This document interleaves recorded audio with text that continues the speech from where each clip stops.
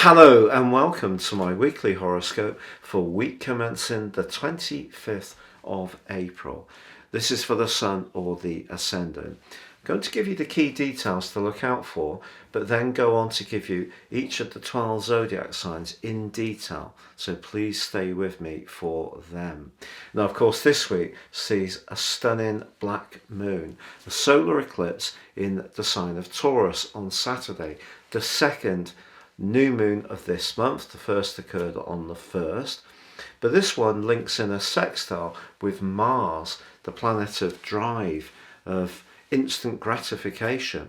And over the next 6 months, I think this gives us a lot of impulse to really grapple with these new financial realities that we've been given in recent times and try to find the best way through them. Now, Mercury, the planet of communication, goes into shadow in the sign of Taurus on Tuesday. So there may be quite a lot of rethinking that goes on.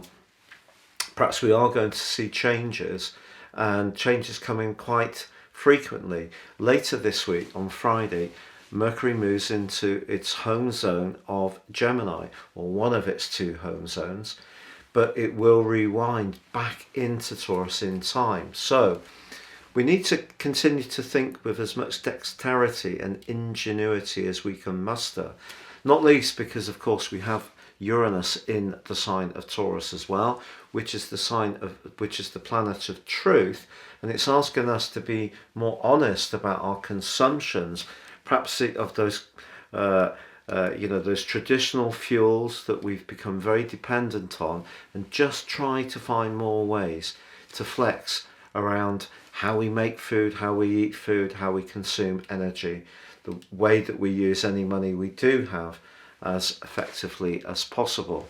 But Jupiter does continue a very positive link with Pluto this week. Again, if we can use our senses, our instincts, which comes very much from the sign of Pisces, it's going to be a good thing. But also in the second half of this week, a quite glorious alliance between Venus and Jupiter takes place. Venus is known as the lesser benefic, Jupiter the greater.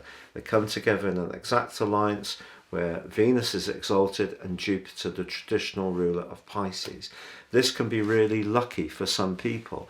I think a case of some karma coming to pass, some deserved karma, particularly if you've been someone who's been very supportive or helpful to people in the past. It may be your turn to be the recipient of other people's kindnesses and goodwill. But Friday also sees Pluto go into a retrograde, which will last through to the 8th of October.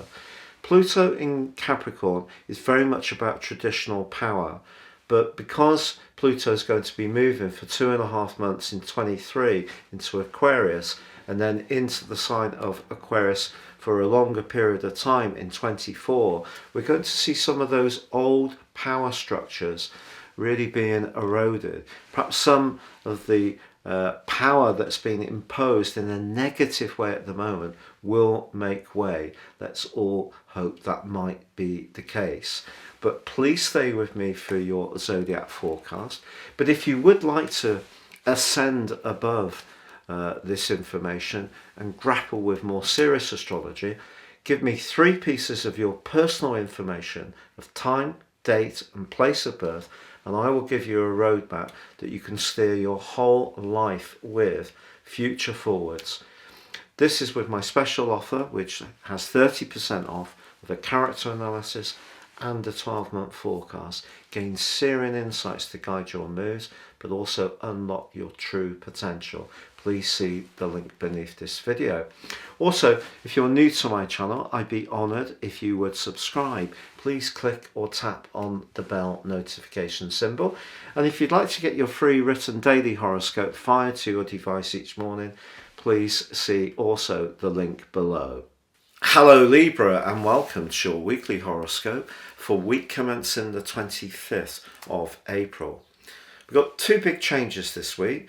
Firstly, on Tuesday, Mars powers into your 6th house. Over the next 6 weeks, don't be surprised if you find yourself wanting to get a lot more active.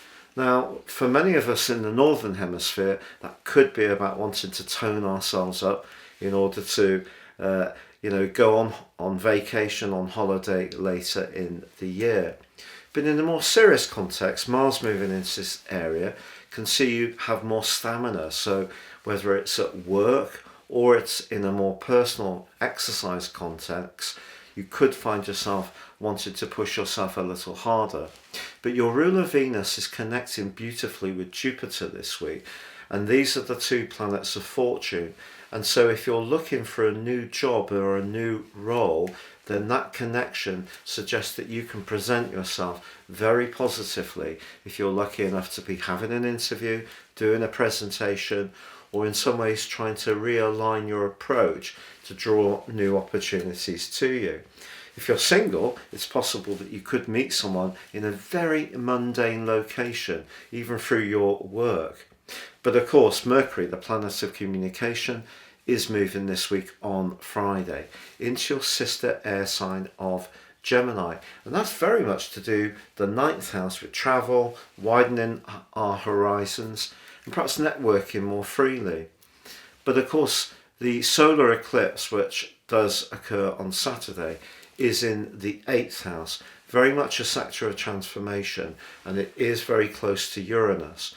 So where you're deeply invested could change quite a lot over the next 6 months, but it needs to work for you in a practical way, and that's the energy that Mars is feeding into this major events, this black moon.